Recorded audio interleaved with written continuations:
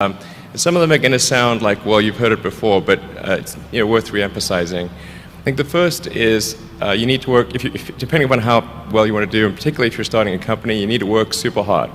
So what does super hard mean?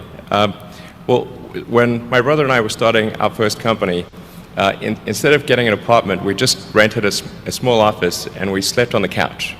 And we showered at the YMCA, and we're so hot up we had just one computer, so the website was up during the day and I was coding at night, 7 days a week, all the time.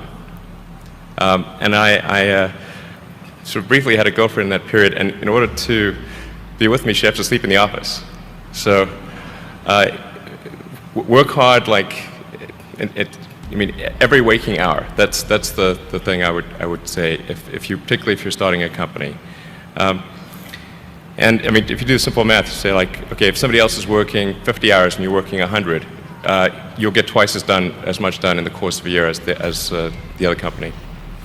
The other thing I'd say is that if you're creating a company or if you're joining a company, the most important thing is to attract great people. So either join a group that's amazing, that you really respect, or if you're building a company, you've got to gather great people. All a company is a group of people that have gathered together to create a product or service. And so depending upon how talented and hardworking that group is, and the degree to which they are focused cohesively in a good direction, that will determine the success of the company. So do everything you can to gather great people if you're creating a company. Then I'd say focus on signal over noise. A lot of companies get confused. They spend money on things that don't actually make the product better. So, for example, at Tesla, we've never spent any money on advertising. We put all of the money into R&D and manufacturing and design to try to make the car as good as possible.